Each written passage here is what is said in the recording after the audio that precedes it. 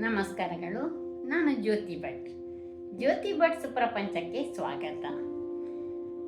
ನಾವೆಲ್ಲ ಈಗ ಒಂದು 50ರ ಆಸುಪಾಸಿನ ಮಹಿಳೆಯರು. ನಮಗೆ ಬೇರೆ ಬೇರೆ ರೀತಿಯ ತಳಮಳಗಳು, ಉದ್ವೇಗಗಳು, ಮನಸ್ಸಿನಲ್ಲಿ ಒಂದು ಆಲೋಚನೆಗಳು ಇಂಥದ್ದೆಲ್ಲ ಬರ್ತಾ ಇರ್ತದೆ. ಈ ವಿಷಯದ ಬಗ್ಗೆ ಒಂದು ವಿಡಿಯೋ ಮಾಡೋಣ. ಕೆಲವರಿಗೆ ಇದರ ಉಪಯೋಗ ಆಗಬಹುದು ಎಂದು ನಾನೀಗ ಈ ವಿಡಿಯೋವನ್ನು ಮಾಡುತ್ತಿದ್ದೇನೆ. ಅವಳಿಗೆ ಈಗ 50 ವರ್ಷ. ಬದುಕಿನಲ್ಲಿ ಹಲವಾರು ಹಾದಿಗಳನ್ನು ದಾಟಿದವಳು.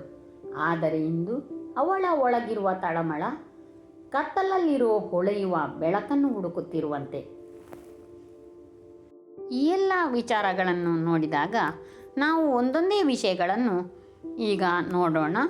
ಮೊದಲನೆಯದಾಗಿ ಶರೀರದ ಬದಲಾವಣೆಗಳು. 50ರ ನಂತರ ಹೆಣ್ಣು ಮಕ್ಕಳ ಶರೀರದಲ್ಲಿ ಅನೇಕ ಬದಲಾವಣೆಗಳು ಸಂಭವಿಸುತ್ತದೆ. ಮೆನೋಪಾಸ್, ಹಾರ್ಮೋನಲ್ ಬದಲಾವಣೆಗಳು, ಶಕ್ತಿಹೀನತೆ, ಉತ್ಸಾಹದ ಕೊರತೆ.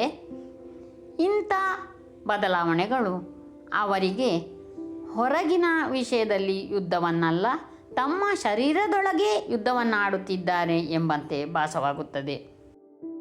ಇದಕ್ಕೆಲ್ಲ ಮುಖ್ಯ ಕಾರಣ 1 ಮೆನೋಪಾಸ್, 2 ಮೂಳೆ ದುರ್ಬಲತೆ, 3 ತೂಕ ಹೆಚ್ಚಳ ಅಥವಾ ಹೃದಯ ಸಮಸ್ಯೆ. ಇದೆಲ್ಲ ಶರೀರಕ್ಕೆ ಸಂಬಂಧಪಟ್ಟದ್ದಾದರೆ ಮಾನಸಿಕ ತಳಮಳ ಮನಸ್ಸಿಗೆ ಸಂಬಂಧಪಟ್ಟದ್ದು.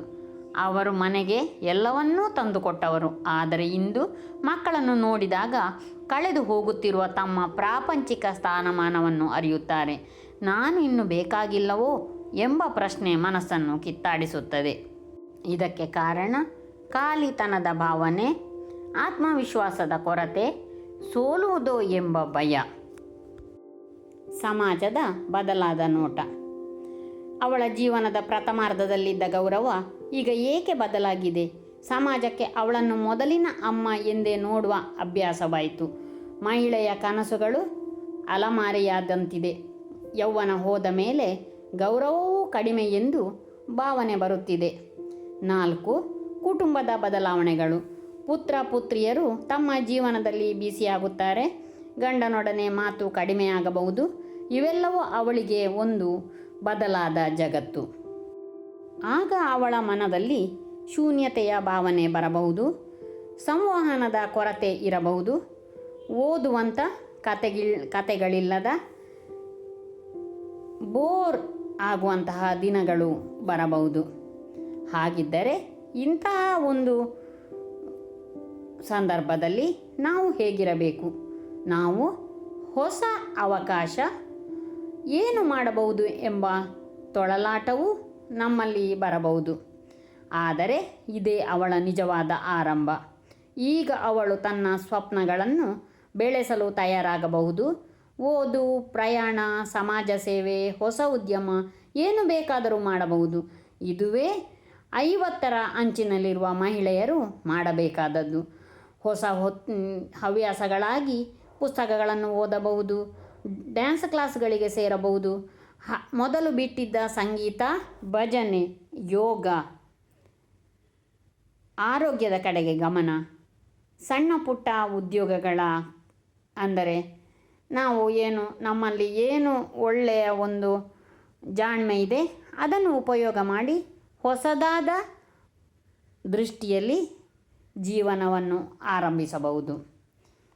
ಮೊದಲು ಮಕ್ಕಳ ಸಂಸಾರದ ಜವಾಬ್ದಾರಿಯಿಂದಾಗಿ ಅವಳ ಎಷ್ಟೋ ಆಸೆಗಳು ನಡೆದಿರಲಿಕ್ಕಿಲ್ಲ. ಆದರೆ ಈಗ ಇದು ಸಮಯ. ನಾವು ನಮಗೆ ಬೇಕಾಗಿ ನಮ್ಮದೇ ಆದ ಸಂತೋಷದ ಸಮಯ ಮತ್ತು ದಿನಗಳನ್ನು ಕಂಡುಕೊಳ್ಳೋಣ. ಇದರಿಂದಾಗಿ ನಾವು ನಮ್ಮ ಜೀವನವನ್ನು ನವೀನ ಮಾಡಿಕೊಳ್ಳೋಣ. ಜೀವನವೇ ಹಾಗೆ. ಯಾವುದೇ ಒಂದೇ ರೀತಿಯ ಜೀವನವಾದಾಗ ಅದು ನಮಗೆ ಭಾರವೆನಿಸಬಹುದು. ಅದನ್ನು ನಾವು ರಿನಿವಲ್ ಅಂದರೆ ನವೀನ ಮಾಡಿಸಿಕೊಂಡಾಗ ನಮಗೆ ಅದು ಹೊಸ ಉತ್ಸಾಹವನ್ನು, ಹೊಸ ಸಂತೋಷವನ್ನು, ಹೊಸ ದೃಷ್ಟಿಯನ್ನು ಕೊಡಬಹುದು. ಕಡೆಯದಾಗಿ ಹೇಳುವುದಾದರೆ, ಈ ಸಮಯದಲ್ಲಿ ಬರುವಂತಹ ತಳಮಳ ದುರ್ಬಲತೆಯಲ್ಲ, ಅದು ಅವಳ ಹೊಸ ಬೆಳಕು ಹುಟ್ಟಿಸುವ ಸಂಕೇತ. ಅವಳಲ್ಲಿಯ ದೇಹ ಬದಲಾಗಿದೆ, ಆದರೆ ಆತ್ಮ ಇನ್ನೂ ಉರಿಯುತ್ತಲೇ ಇದೆ. ಮತ್ತೆ ಇನ್ನೇಕೆ ತಡ? ಬನ್ನಿ ಜೀವನವನ್ನು ಅನುಭವಿಸೋಣ. ಕೇಳಿದ್ದಕ್ಕಾಗಿ, ನೋಡಿದ್ದಕ್ಕಾಗಿ ಧನ್ಯವಾದಗಳು. Thank you.